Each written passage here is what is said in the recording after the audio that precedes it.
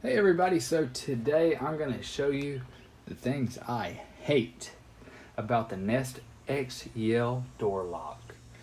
You may have seen my video on this door lock a few months back prior. I believe I got this lock either the end of May or the beginning of June, somewhere in that area. And at first I really thought that this was going to be something that I really liked, and I'm really starting to dislike this lock. I'm going to go out and say that I think every smart lock really kind of looks tacky. That's not really a problem here, I don't really think it goes with the door very well. I think it's a little funky. I really like the look of traditional stuff, but I do like the functionality of smart items when they function properly, that is. But we'll start with the number one pet peeve, and that is that this lock went offline for about 2 months, and I was not able to get it back online. I reset it one time and it came back, and then after that, it just, basically went to sleep for a long time. So let me turn on the light here. That switched. So there is this device right here. I cannot remember the exact name for it, but that is what connects to the door lock and then in turn connects to the wireless router and makes your door lock talk to the app. It has finally come back online, but I went quite a while without being able to access my lock from the app after multiple resets, and the only fixes I found for it online were to do a hard reset, therefore resetting the default settings of the door lock itself.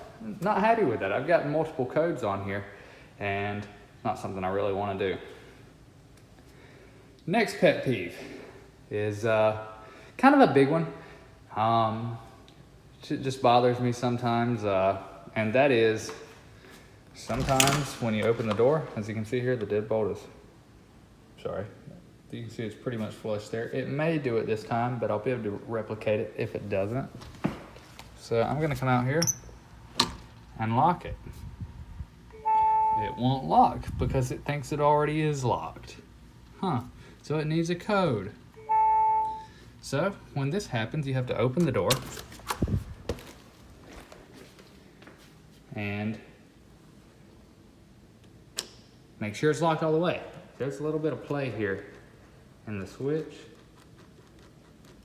And if it's not all the way over, or if this lock is penetrating just a hair, like that, or actually less because you saw it just then it won't lock. So I end up having to come in, lock and unlock the door before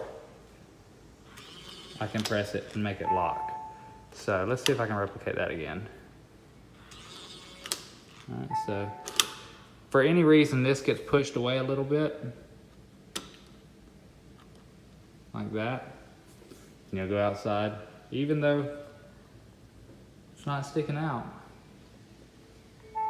it won't unlock. And that bothers me sometimes. It's kind of a waste of time. It's kind of annoying if you're in a rush going out the door. It's just a pain.